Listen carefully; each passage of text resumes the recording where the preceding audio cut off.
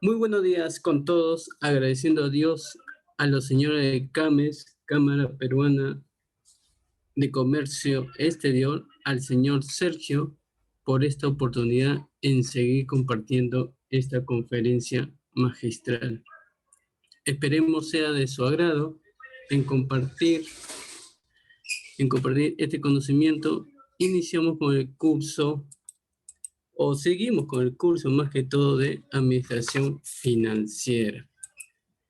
Soy CPC Aldo Ali Acuña Parcana, docente en el Instituto CIMAS y CAMEX, consultor en gestión pública y privada. Siguiendo con la metodología, el contenido del curso de Administración Financiera, había quedado pendiente la unidad 8, no pendiente, sino seguía avanzando la unidad 8 de valorización de empresa, ¿no?, que habíamos visto el día viernes 22, y hoy día lunes lo vamos a finalizar. A la vez también la unidad 9, análisis de rentabilidad, esperemos alcanzar el tiempo. Entonces nos habíamos quedado hasta el punto 4, todo lo que está de amarillito, ¿no?, del punto 5 hasta el punto 13, vamos a hacerlo hoy día. Entonces seguimos con el tema.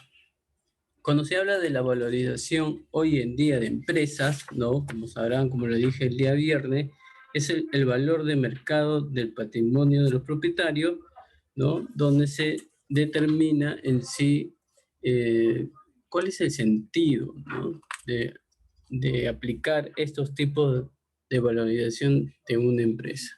Hoy en día, en plena pandemia, una empresa puede ser valorizada, ¿no?, a pesar que tiene la deuda necesaria, pero se puede vender una empresa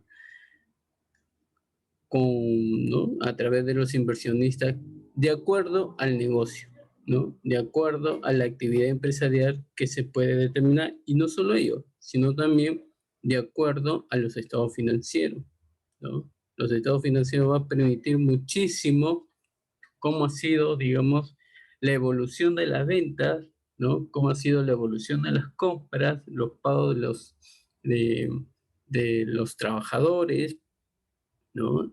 También si hay mercadería, los activos fijos, ¿no?, y cómo está el capital, si durante los 5 años ha tenido buen rendimiento ese capital, ¿no?, y todos esos detalles. Entonces, con más sentido vamos a hablar este punto que nos quedó, ¿no?, que nos quedamos el día el día viernes 22, ¿no?, de enero. El punto 5, valor terminal. ¿Qué cosa es un valor terminal? Hoy en día los especialistas en finanzas mucho hablan sobre este tema del valor terminal. El valor terminal, ¿no?, en todo negocio o proyecto se habla sobre los periodos previstos en que se puede estimar las futuras corrientes de efectivo. O sea, ¿qué quiere decir? Que el valor terminal supone que un negocio crecerá a una tasa de crecimiento establecida para siempre después del periodo de previsión. El valor terminal suele comprender un gran porcentaje de valor total evaluado, ¿no? Pero en sí, ¿qué da a entender el valor terminal? Como los especialistas, ¿no?, el gerente de finanzas, ¿no?, toma como un análisis en el sentido, ¿no?, del pronóstico, ¿no? El pronóstico se vuelve más oscuro a medida que el horizonte de tiempo se alarga, ¿no? Y esto también es cierto en las finanzas, especialmente cuando se trata de estimar los flujos de caja de una empresa en el futuro. Al mismo tiempo, los negocios necesitan ser valorados, ¿no? Pero resolver, ¿qué cosa? Que los analistas utilizan los modelos financieros como el flujo de caja descontado, junto con ciertas suposiciones para derivar el valor total de un negocio o proyecto. Tipo de valor terminal. Tenemos los métodos de perpetuación y los métodos de salida múltiple. Cuando me habla de método de perpetuación, se habla sobre el descuento, ¿no?, que es necesario porque el valor temporal, ¿no?, del dinero crea una discrepancia entre el valor actual y el futuro de una determinada suma de dinero. En cambio, el método de salida múltiple, si los inversionistas asumen una ventana de operación finita, no hay necesidad de utilizar el modelo de crecimiento de perpetuidad. ¿Por qué? En su lugar sería el valor final debe reflejar el valor neto realizable y los activos de una empresa en ese momento. Y esto va a implicar a menudo que el patrimonio será adquirido por una empresa más grande y el valor de las adquisiciones se calcula a menudo con múltiplo de salida. Y el múltiplo de salida estima un precio justo multiplicando las estadísticas financieras como las ventas, las utilidades o las ganancias ante intereses, impuestos, depreciaciones y amortizaciones, ¿no? Los famosos ELVIR. ¿Y cuáles son esas claves para poder determinar todo ello? ¿No? El valor terminal determina el valor de una empresa a perpetuidad más allá de un periodo de previsión establecido, ¿no? Los analistas van a utilizar el modelo de flujo de efectivo descontado para calcular el valor total de una empresa,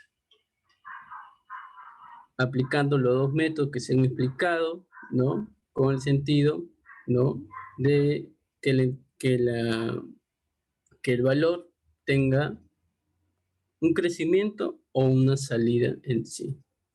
Pero el método de crecimiento perpetuo supone que una empresa seguirá generando flujo de efectivo a un ritmo constante para siempre.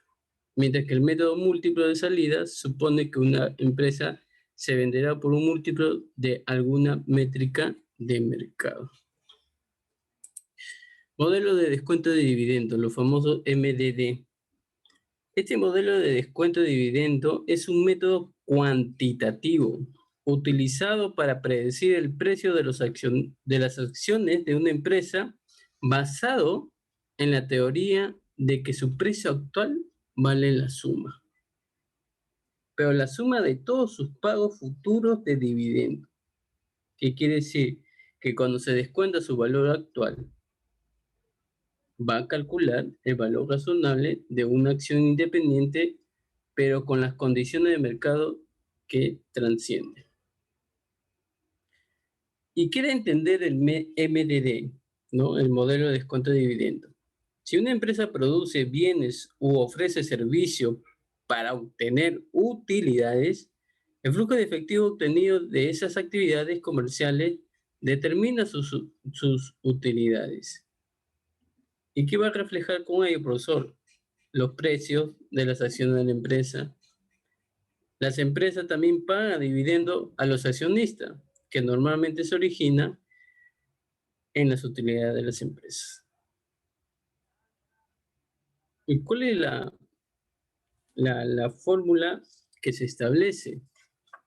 La fórmula del modelo de descuento de dividendo es valor de las acciones es igual dividendo esperado por acción dividido, ¿no?, de la resta del costo de capital social menos la tasa de crecimiento de los dividendos, ¿no? Entonces, eso va a permitir que los dividendos tengan su previsto por acción y por factor del descuento. Y las variaciones del MDD. El MDD tiene muchas variaciones de diferentes en complejidad, aunque no es exacto para la mayoría de las empresas. La iteración más simple del modelo de descuento de dividendos supone un crecimiento cero del dividendo, en cuyo caso el valor de la acción es el valor del dividendo dividido por la tasa de rendimiento previsto. Y hay una fórmula que se aplica, ¿no? Precio por acción es igual a valor determinado del dividendo del año siguiente multiplicado por el costo de capital social de la empresa y restamos la tasa de crecimiento constante de los dividendos a perpetuidad.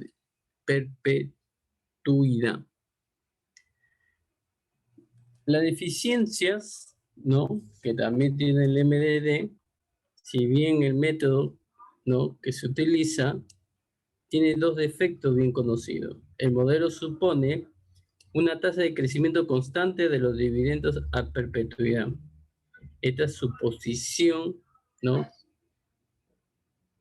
es algo seguro, ¿no?, para las empresas muy maduras y tienen un historial establecido de pago regulares de dividendos. Sin embargo, el MDD puede no ser el mejor modelo para valorar a las empresas más recientes, que tienen tasas de crecimiento de dividendos fluctuantes o que no tienen ningún dividendo en sí, ¿no? Y el uso de modelo de descuento de dividendos para los inversores, todas las variantes del MDD, ¿no?, permiten valorar una parte exclusiva de las condiciones actuales del mercado. Análisis de empresas comparables. ¿Pero qué cosa es un análisis de empresas comparables? Lo famoso AEC. El análisis de empresa comparable, ¿no?, es un proceso, ¿no?, que todo financista a veces se rompe la cabeza. ¿Por qué? Porque se utiliza para evaluar el valor de una empresa utilizando la métrica de las otras empresas de tamaño similar en la misma industria. El análisis de empresas comparables funciona bajo el supuesto de que empresas similares tengan los múltiplos de valoración similares como el valor de la empresa sobre el EBITDA. Los especialistas, analistas, ¿no?, del Departamento de Finanzas van a compilar una lista de las estadísticas disponibles para las empresas que están siendo examinadas y va a calcular los múltiplos de valoración para poder compararlo. La comprensión del análisis de empresas comparables. Una de las primeras cosas que todo financistas, ¿no?, o los que trabajan en bancos, ¿no?, van a aprender de cómo hacer un análisis de compensación o un análisis comparable de la empresa. El proceso de crear un análisis de empresa comparable es bastante sencillo.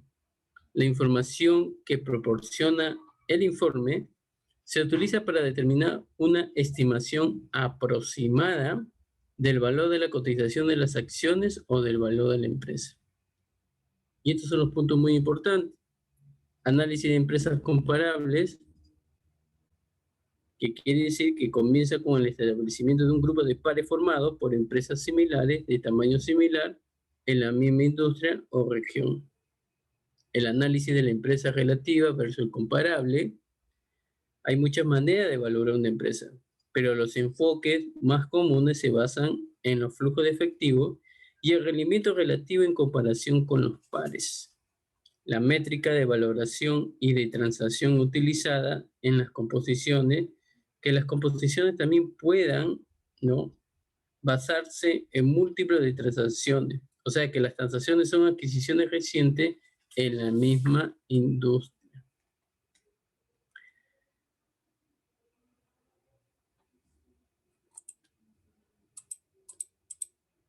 8. Uso de valor de empresa, ¿no?, sobre el beneficio bruto antes de interés, impuesto, amortización y depreciación de llamado de vida.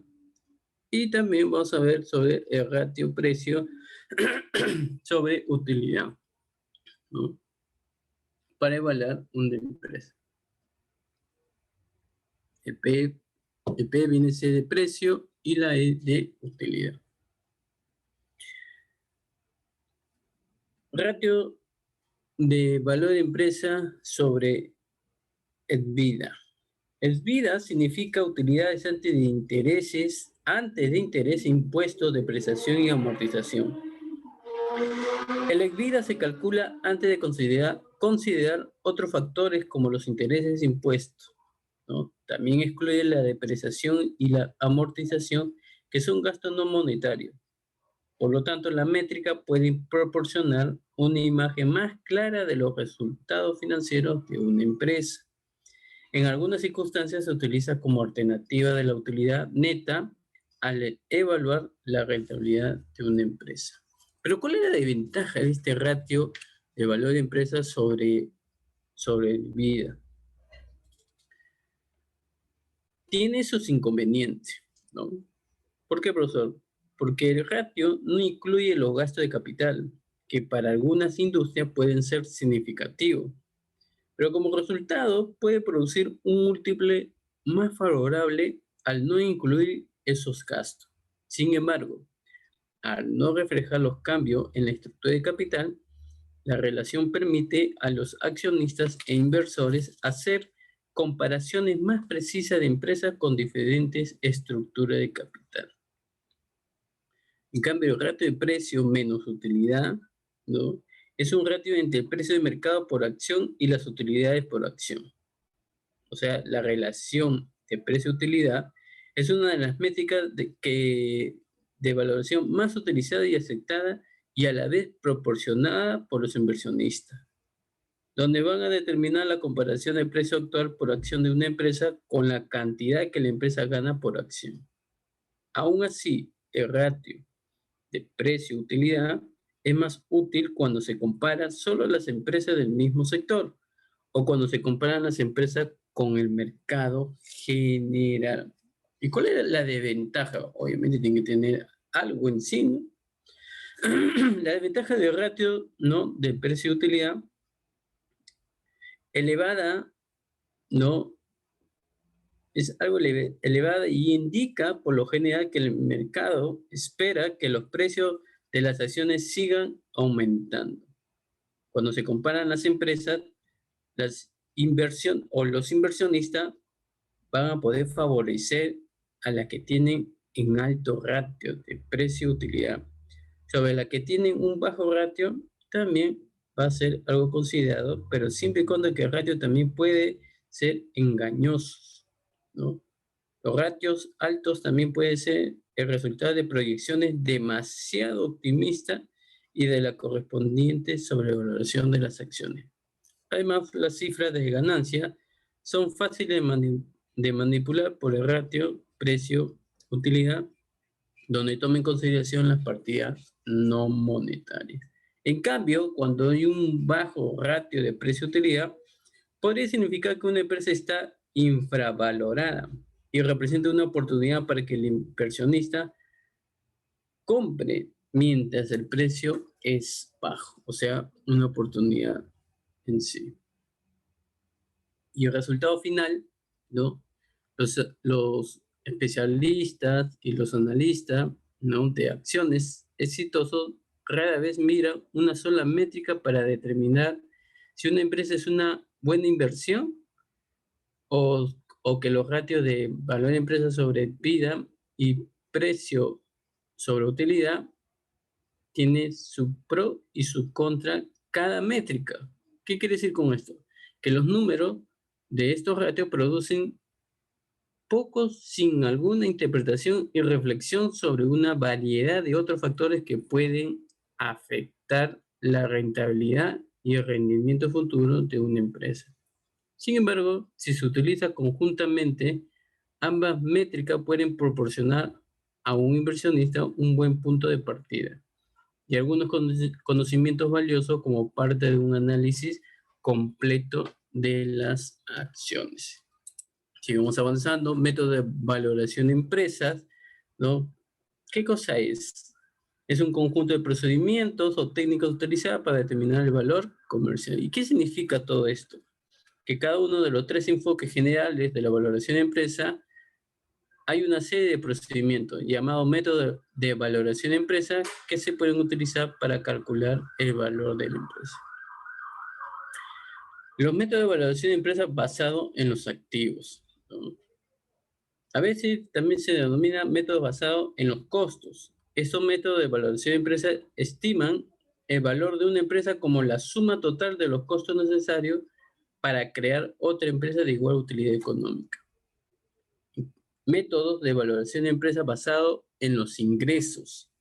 Los métodos de ingreso, como su nombre lo indica, determinan el valor de la empresa en función de su capacidad de producción de ingresos y su riesgo. El método de valoración de empresa basado en el mercado, estos métodos le ayudan a estimar el valor del negocio en cuestión comparándolo con los precios de venta reciente en negocios similares. Entonces tenemos esos tres métodos, ¿no? Que da como lo que significa, y ahora entramos a lo que es la utilización del método múltiples en la valoración de las empresas. Se recomienda encarecidamente utilizar varios métodos de valoración de empresa para determinar con precisión el valor de la empresa.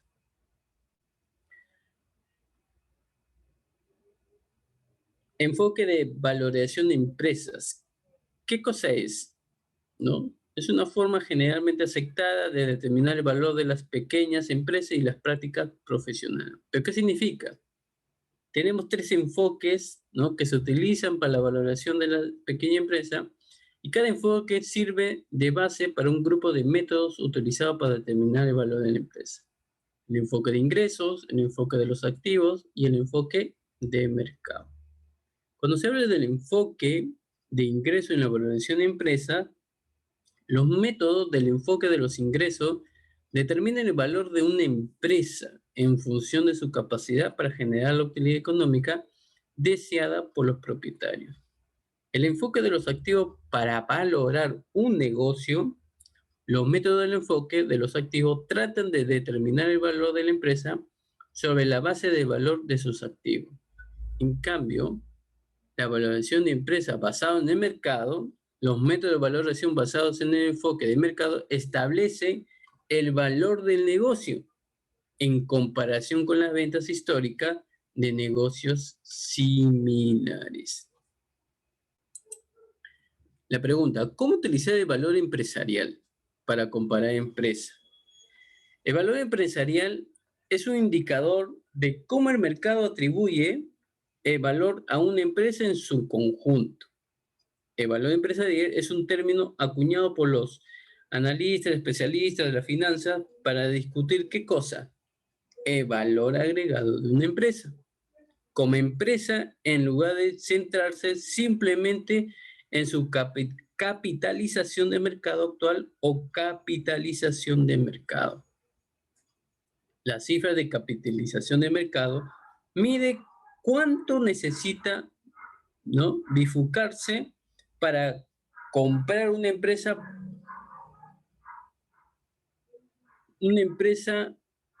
con todos sus aspectos, pero también ver, ¿no?, cómo está la dimensión de la empresa.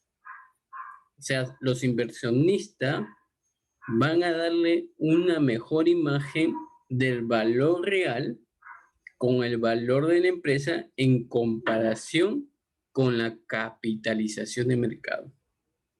Y se hace esta pregunta: ¿por qué la capitalización de mercado no representa adecuadamente el valor de una empresa? En primer lugar, deja una gran cantidad de factores importantes, como la deuda de una empresa y sus reservas de efectivo. O sea, el valor empresarial es básicamente una modificación de la capitalización de mercado, ya que incorporan deuda y efectivo para determinar la valorización de una empresa.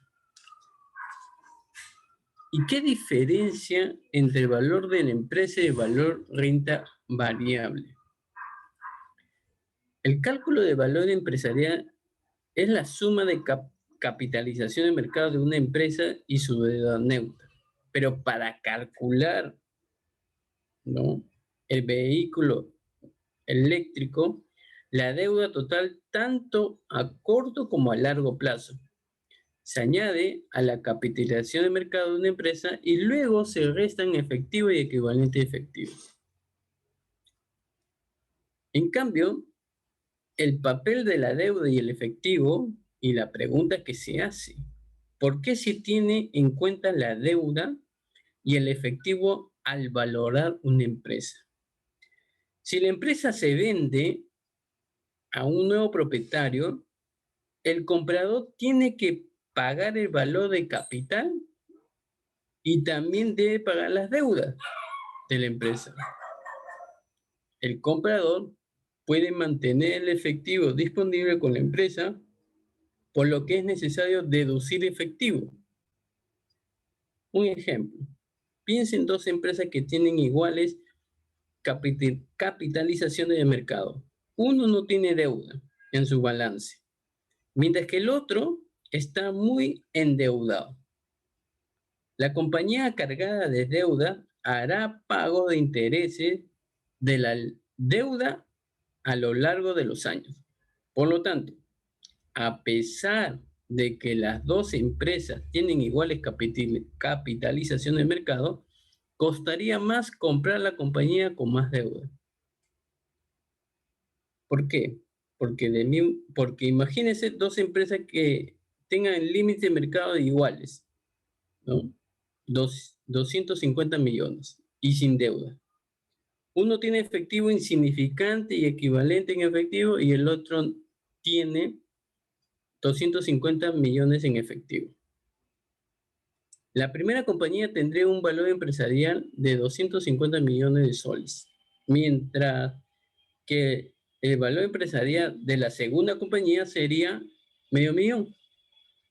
Porque si una empresa con una capitalización de mercado de 250 millones lleva 150 millones como deuda a largo plazo, un adquirente finalmente pagaría mucho más 250 millones para comprar la compañía en su totalidad, con los 150 millones en deuda.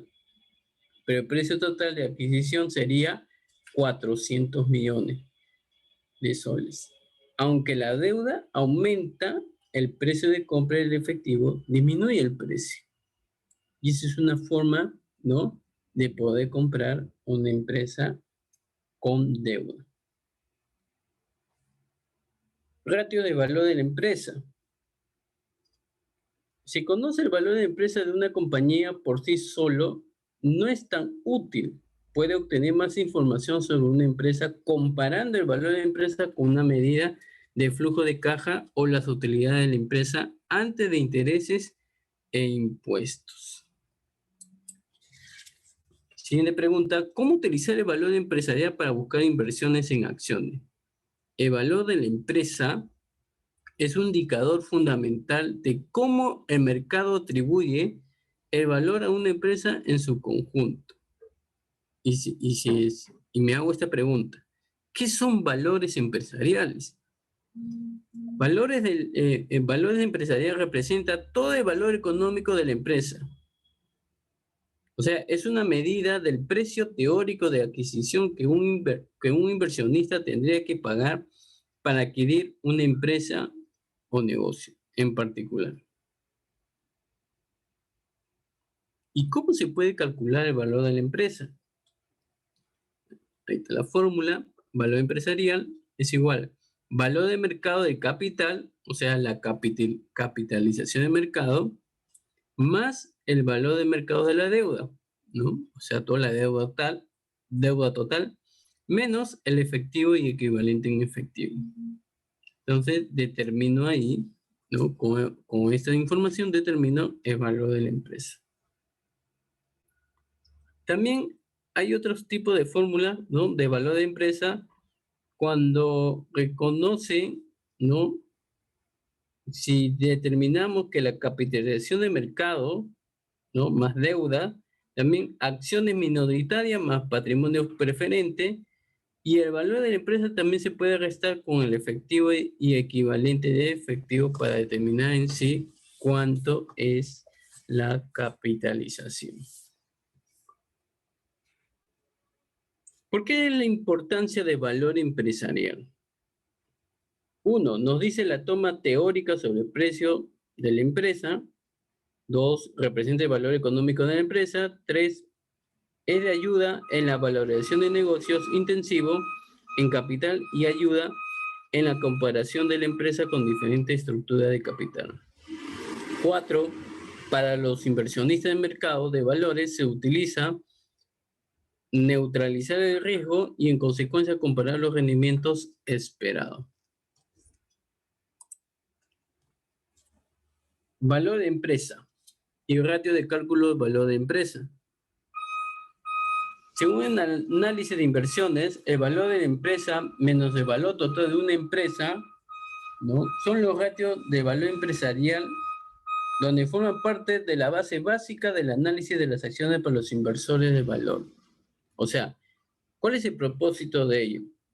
¿No? El propósito de valor empresarial es doble. En primer lugar, calcular lo que costaría comprar toda la empresa o negocio. Y en segundo lugar, proporcionar una valoración de capital neutral con la que comparar con otras sociedades. El cálculo de valor empresarial, ¿no? Ahí está la fórmula. Valor de la empresa es igual capitalización de mercado más deuda total menos efectivo. El valor total de una empresa. Muchos inversionistas se confunden entre las diferentes métricas que representan el valor de una empresa. Tenemos 3 puntos muy importantes. 1, el valor contable. Es el valor contable de la empresa determinado por el balance de los estados financieros de la empresa. Sin embargo, los valores indicadores en el balance pueden ser significantes diferentes del valor de mercado. 2, la capitalización de mercado, que quiere decir que es el valor total del capital social de una empresa. Y esto va a calcular, ¿no?, multiplicando el número de acciones en circulación por el precio de acción, pero va a ignorar completamente el capital de la deuda. Y 3, el valor empresarial, donde representa mejor el valor total de una empresa porque incluye el capital y el capital de la deuda y se calcula utilizando las valoraciones de mercado actuales.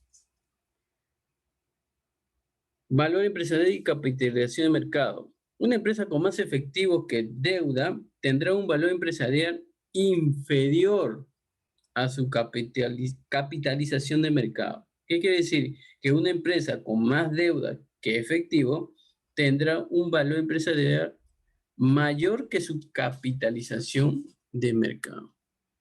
Y se hace esta pregunta, ¿y por qué es importante el valor empresarial? El inversor de valor debe tener esta mentalidad. Cuando usted compra una acción, usted está comprando una parte porcentual de toda la empresa. El valor de la empresa es el precio de mercado actual si usted estaba comprando toda la empresa. Y se hace la pregunta, ¿pero por qué valorarías una empresa de manera diferente solo porque estás comprando solo un porcentaje? El valor empresarial mide el valor de los activos que produce el producto o servicio de la empresa. En pocas palabras, un valor económico que incluye el capital social y el capital de deuda de la empresa. El hecho de que el valor de la empresa tenga en cuenta la deuda y el efectivo va a proporcionar una métrica neutral para calcular las relaciones de valor de empresa. Pero las relaciones de valor de empresa pueden proporcionar información clave en comparaciones entre compañías, a pesar del hecho que las empresas pueden tener grandes diferencias en la estructura de capital. ¿Y cómo se calcula la relación de valor empresarial? Ahí está la fórmula. Múltiple de la 500 es igual valor de empresa sobre ingresos operativos. Vamos al caso práctico. Sí, rapidito. Esto estaba programado para el día viernes, pero hoy día nos alcanzó el tiempo. A ver, esto es un caso de la valorización con el flujo de efectivo libre. ¿Qué quiere decir? Donde me dan esta información, ¿no? Dice, varía cualquiera de las variables de la proyección mostrada y observe el efecto en los rendimientos del modelo en la sección. Vamos a, disculpen, vamos a, ahora sí, para que puedan ver. Ok. Y se hace esta pregunta, ¿a qué variable, no? ¿A qué variable la conclusión de valor de la empresa es más sensible? Y siguiente pregunta, ¿a qué variable es sensible? Vamos a ver. Corporación Mercantil S.A. Este es el modelo de flujo de efectivo, libro descontado en miles de soles. ¿Ya? Estos son las variables proyectadas, ¿no? Que factor de crecimiento de las ventas, el margen de utilidad bruta esperada, los gastos operativos como porcentaje de las ventas, depreciación y amortización como porcentaje de las ventas, el factor de crecimiento de los gastos de capital, el capital de trabajo neto sobre la venta. Muy bien, me dan como datos, ¿no? De esta proyección de 2020 hasta 2029. Estamos hablando de 8 años, ¿no? 8 años. Entonces, esos son los porcentajes donde terminan y como verán, mide el factor de las ventas. A pesar que 2020, en plena pandemia, ¿no? Se proyectaron, ¿no? Se proyectaron y estimaron un 20%. Pero ahí, cosa del destino, el financista, como arte de magia, sabía que iba a pasar el 2021, bajó a 10%. ¿Por qué? Porque se esperaba, ¿no? Por eso que el financista y el financista, el planificador y el presupuestólogo a veces tienen que ser magos, ¿no? Pero proyectar a un futuro qué va a suceder de aquí a 10 años, ¿no? Y se toma varios análisis, ¿no? De puntos a nivel internacional y se determina en el mercado interno en sí. Entonces, miren cómo ha ido la evolución, ¿no? Bajando, ¿no? Hasta llegar al último año, 2029, a 5%. En cambio, miren el margen de la utilidad. A pesar que las ventas están bajando, pero el margen de la utilidad es estático, ¿no? Es estática, o sea, le dicen un 50% aún así, ¿no? Aún así, el margen de utilidad bruta esperada tiene que estar en un 50%. Y los gastos, ¿no? Los dos primeros años, 2020 y 2021, el margen de 30%, ¿no? De los gastos, y de ahí también la evolución de bajar, ¿no? De disminuir. Excepto, mira, 23-24, ¿no? 23 baja y en el 2024 sube. Y de ahí comienza a bajar, ¿no? Hasta el último, el 2029, que es el octavo año, que rigen su bajada a 23%. Y también queda estático la depreciación y amortización de acuerdo a las ventas, ¿no? De acuerdo a las ventas, el 3%. Y el crecimiento de gasto capital, ¿no? Sabiendo que esta pandemia es de 10%, pero al siguiente año, a pesar de todas estas circunstancias, mejor no tome el riesgo en sí. Esa es una manera de determinar. Durante 10 años pongo un riesgo bajísimo, ¿no? Que mi crecimiento de gasto de capital determine debajo de los 10%. ¿Por qué? Porque en 10 años cualquier cosa puede pasar. Prefiero que se esté estático prefiero que se pierda todo. ¿Qué pasa si lo hubiera puesto 10, 10, 10, 10, 10? ¿Y qué pasa si no llega a la expectativa? ¿No? Pero mira, la expectativa dice factor de crecimiento de gasto de capital, pero de acuerdo a las ventas. Y las ventas obviamente no tienen que pasar, ¿no? Si lo hubiera puesto 10%, sabiendo que las ventas es menos. Entonces yo no tengo que pasar el porcentaje de las ventas. Por eso que se estabilizó a 3%, de acuerdo a las ventas, ¿no? De acuerdo al porcentaje de las ventas. Y el capital de trabajo neto sobre las ventas, ¿no? Ahí también determinaron una estática, ¿no? Mucho menor, ¿no? Del factor de crecimiento del gasto de capital, ¿no? Como si fuera un 10% o un 10,5%. Y también determinado para los 8 años en proyección. Esta es una manera de poder analizar, interpretar y proyectar, ¿no? Durante los 10 años en sí. Me dan como dato la tasa de impuesto, el 29,5%, la tasa de crecimiento sostenido a largo plazo, el 5% por año después todavía dice de 2029. O sea, puede ser que esta tasa también varíe. Si me está diciendo por año después del 2029, ¿qué pasará en ese año? ¿No? Vamos a ver algo en el futuro, si sube o disminuye. Y la tasa de descuento, el 8% que también se mantiene, ¿no? A pesar que la tasa de crecimiento es menos que la de descuento, ¿no? Entonces también es una manera de tomar esa previsión en sí.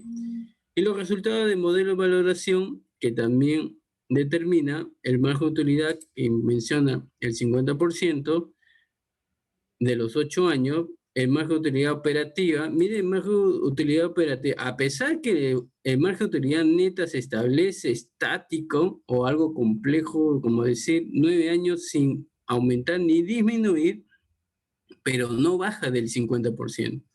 O sea, está en la mitad, ¿no?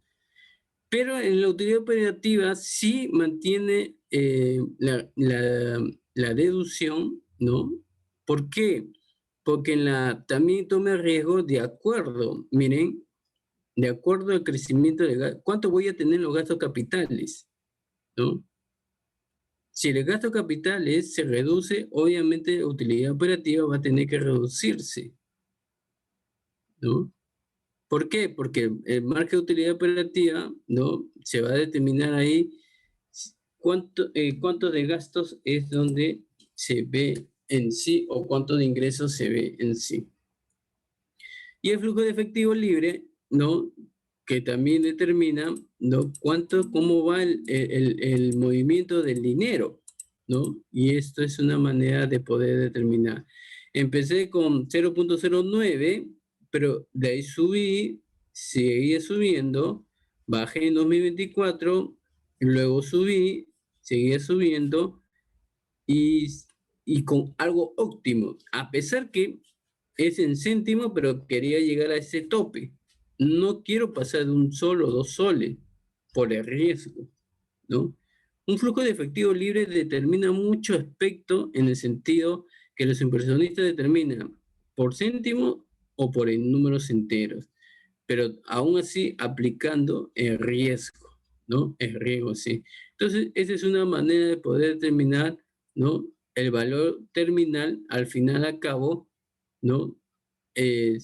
Toma como 17,43 durante los 8 años pronosticados. El valor presente de la operación de la empresa, ¿no? Me dan como dato, ¿no? Y el valor de mercado de los activos de la empresa me dan como dato. Muy bien. Entonces, ¿cuál sería la solución? La solución sería así. El modelo de flujo efectivo libre descontado, ¿no? Vamos a determinar, ¿no? Que el año finalizado al 31 de diciembre, proyectado, ojo, este es proyectado, ¿no? Es proyectado, eso no quiere decir que es la operatividad de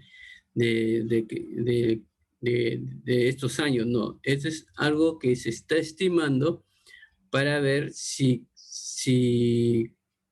cuando sucedan los hechos, ¿no? Ni pasar ni disminuir, pero tampoco no disminuir una caída no tan grave ni tan lenta en sí.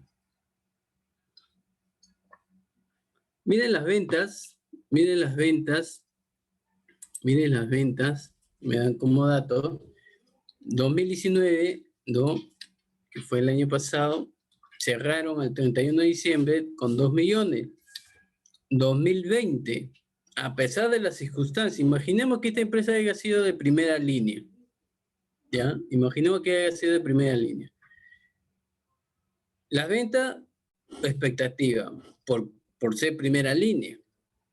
Y de ahí se sigue pronosticando un aumento de sus ventas en el 2021 y así sucesivamente hasta el octavo año, ¿no?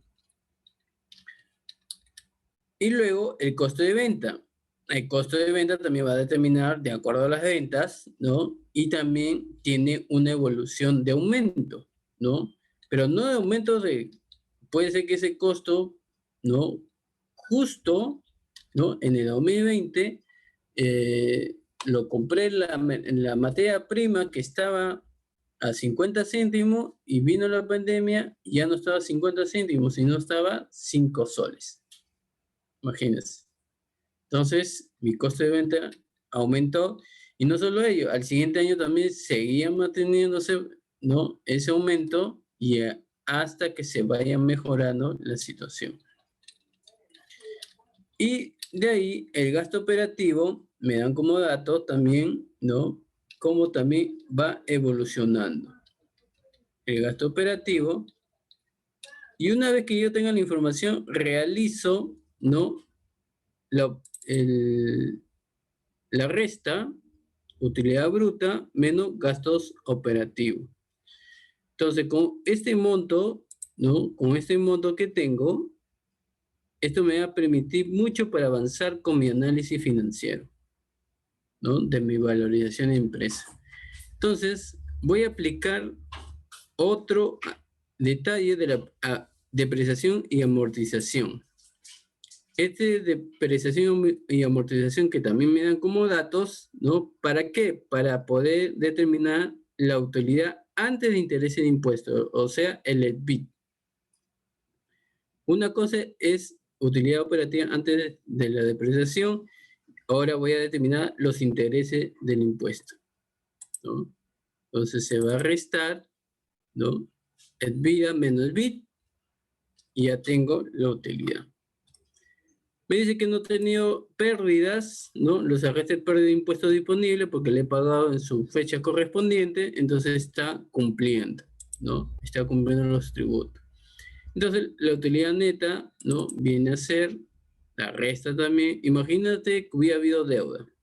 Ahí sí, ¿no? Ahí sí hubiera restado en sí. Luego, el impuesto de la renta, ¿no? Multiplicado, o sea, utilidad neta disponible por el 29.5% que me dan como dato que me dice que tengo que multiplicar por este porcentaje, ¿no? Y de ahí realizo el NOPAT, ¿no? La utilidad operativa después de impuesto, y este NOPAT viene a ser utilidad neta imponible menos impuesto a la renta. Entonces ya tengo la utilidad operativa y de ahí todavía no acaba la depreciación y amortización, la misma información que tengo aquí arriba, ¿no? La misma información, pero lo voy a poner como positivo. ¿Pero qué voy a sacar con esta información? ¿No? Me va a permitir para poder hallar el flujo de efectivo libre. Y como ya tengo la información de gasto de capital, que todo es negativo, ¿no? Lo voy a determinar porque un gasto es negativo. Y de ahí el nuevo capital de trabajo neto. Pero en el 2019 no hubo, pero me dice que en el 2020 sí. Entonces se determina esta información. Una vez que ya tengo la información, voy a, ¿qué cosa? A sumar, ¿no? Toda la operación. Sumo el NOPA, la depreciación amortización, menos el gasto de capital, más el nuevo capital de trabajo neto. Y determino mi flujo de efectivo libre. Entonces, cuando determino mi flujo de efectivo libre, quiero que lo vean y observen. 2019-2020. ¿Qué quiere decir? Aún así, como le digo, esta empresa ha sido de primera línea. Aún así, ha tenido su flujo de efectivo libre. y ha ido evolucionando a pesar de las situaciones críticas que ha tenido, ¿no? El octavo mes casi a medio millón de flujo de efectivo. Pero mi valor nominal, no, mi valor terminal de 2029 ya lo determino al final, ¿no? Mi valor nominal de esa empresa va a ser que sea los 17.428.110, ¿no? Y luego, ¿por qué no lo hallo lo demás, profesor? Porque solo me dice haya el último, ¿no? O sea, están comparando del 2020 al 2029.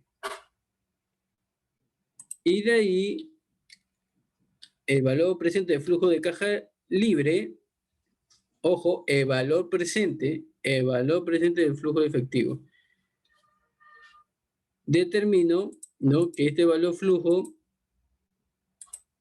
¿no?, de cada año va a determinar y finalizar, pero mira, aún así, hay un avance, excepto del 2024, que baja, y 2025 sube la expectativa. Entonces, ¿qué quiere decir? Que dentro de los 9 años va a haber un año que va a tener una baja y luego recupera, ¿no? Recupera en sí, ¿no?, que este valor presente de mi caja, de mi caja libre, de mi flujo de caja libre, va a determinar así. Y terminó el 2029 con este monto, ¿no? Y este monto viene a ser, pues, del valor presente de la operación de la empresa, ¿no? Me dan como este monto y recién voy a considerar el aumento del activo corriente por la Corporación Mercantil S.A. según su balance del 31 de diciembre de 2019. O sea, esta empresa cerró con un activo corriente de 150.000. Entonces, al ver que hay un aumento, ¿no?, reconociendo que sí hubo para el 2019, entonces el valor presente más el activo corriente determinó que el total valor de mercado de activos de grandes expectativas fue de 2.596.670. O sea, 2019 inicié con este monto, con el aumento, y este es el valor que va a seguir para el siguiente año, para el 2020. O sea, para el 2020 voy a poner aquí, ¿no? Es como decir así. Y si acá hay un aumento, y así sucesivamente. Es una manera de poder analizar en sí. Muy bien. Entonces, ese es el resultado del ejemplo. Acá hay un casito para que se vayan entreteniendo, ¿no? Sobre los modelos pronóstico y valoración de empresas, ¿no?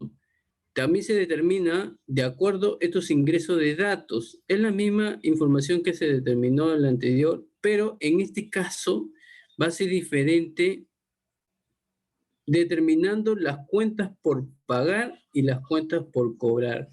Mientras que por el otro lado solo veía, ¿no?, solo veía el valor efectivo, ¿no?, de acuerdo a las ventas, los gastos operativos, ¿no? En este caso no. En este caso voy a ver cómo determina a través del análisis de cuentas por cobrar comerciales y cuentas por pagar. Entonces, estos son los porcentajes. Aquí sí se aplica porcentaje, ¿no? La tasa de crecimiento de las ventas, ¿no? Me dan con esta información.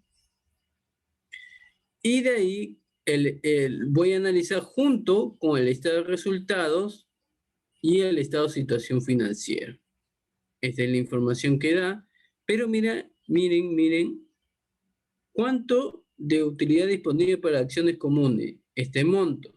Dividendos comunes, o sea, ya repartí los dividendos en el 2019.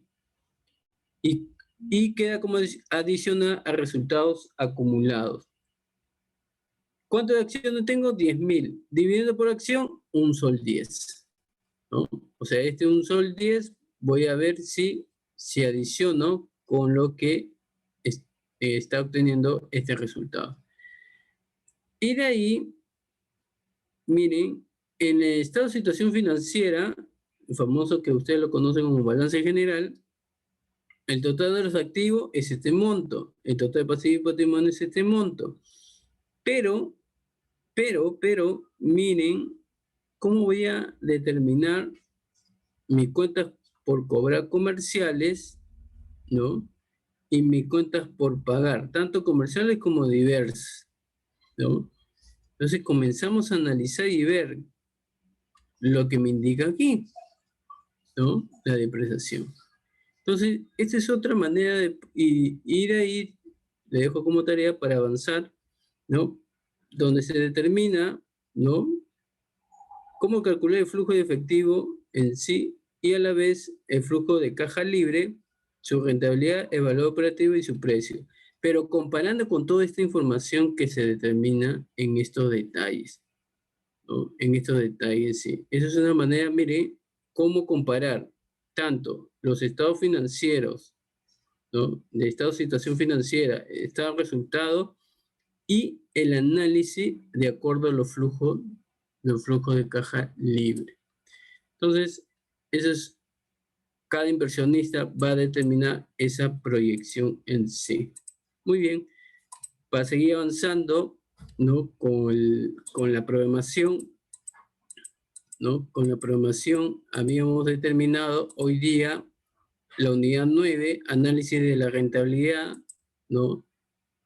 Donde vamos a ver estos puntos, ¿no? Introducción, el retorno de la inversión, el retorno sobre el patrimonio, el rendimiento de los activos, ¿no? El análisis de Dupont, valor para los accionistas, el retorno del patrimonio invertido, la medida de rentabilidad sólida, el valor económico agregado, el retorno del flujo de efectivo de la inversión, el famoso CEIFROI, utilidades antes de interés, impuestos, depreciación y amortización, el vida, y también vamos a ver un caso específico, ¿no? Un caso práctico en Excel.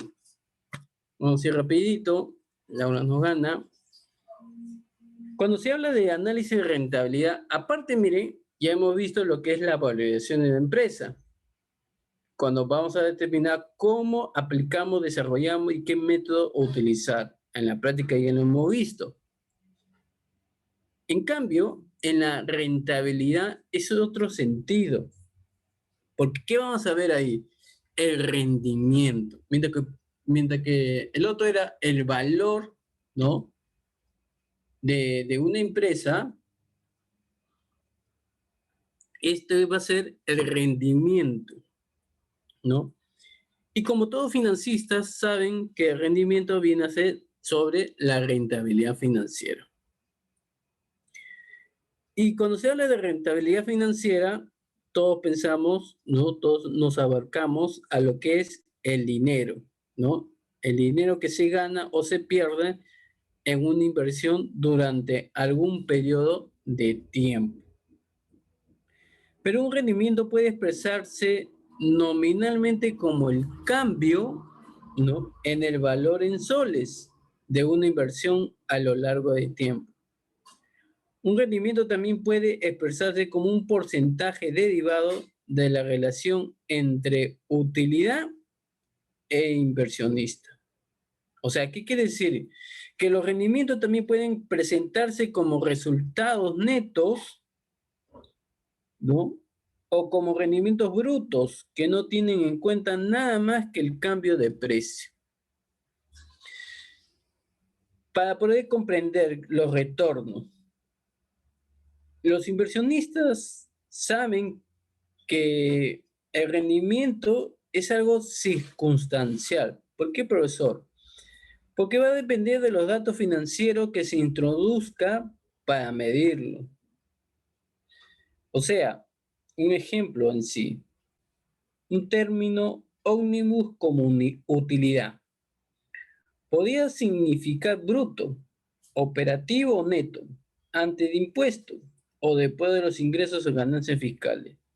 Pero un término ómnibus como inversión podría significar activos, deudas o patrimonios seleccionados, medios o totales. Pero aún así, las variaciones de rendimientos comunes, ¿no? Según las finanzas, ¿no? Vienen a ser la métrica financiera. ¿Por qué, profesor?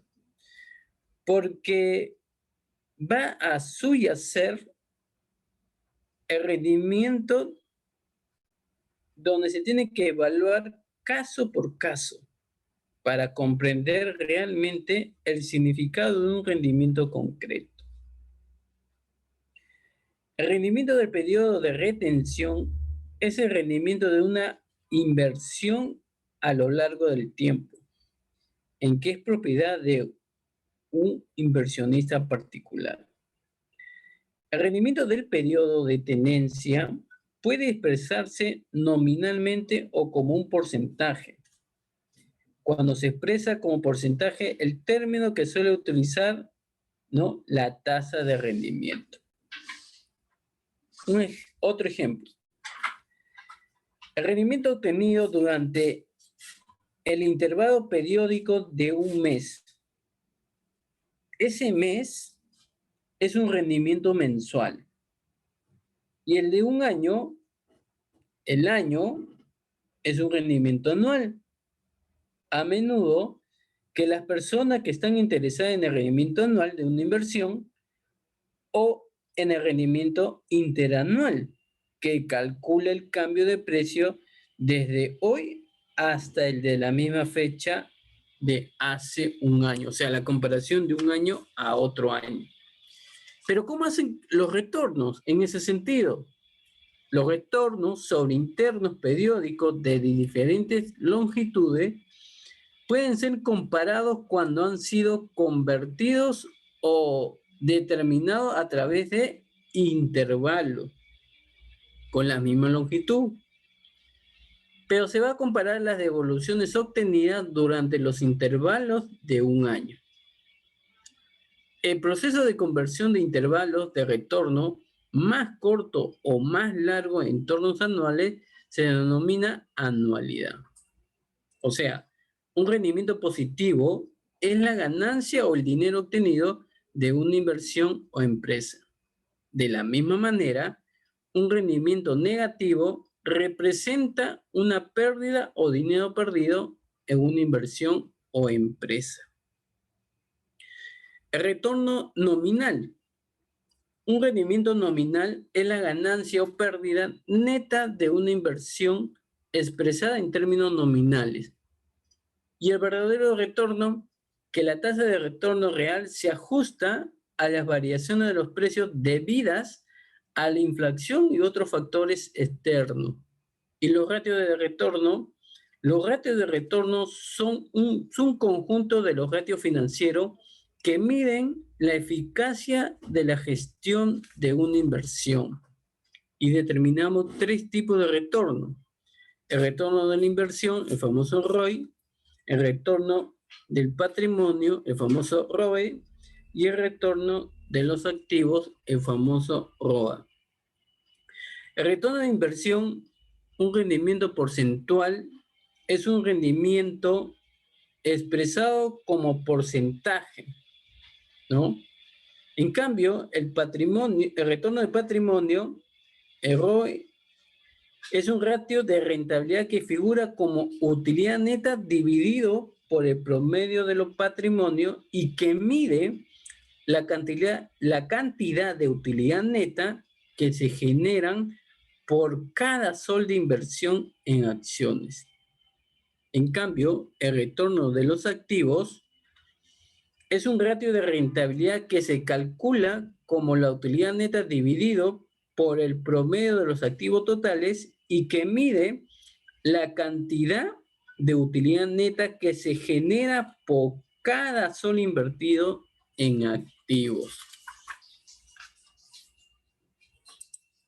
Y el retorno de inversión, ¿no? Como su nombre lo dice, ¿no? El ROI es una medida de rendimiento que se utiliza para calcular la eficiencia de una inversión o comparar la eficiencia de varias inversiones diferentes. Y la pregunta que se hace, ¿cómo calcular el retorno de la inversión?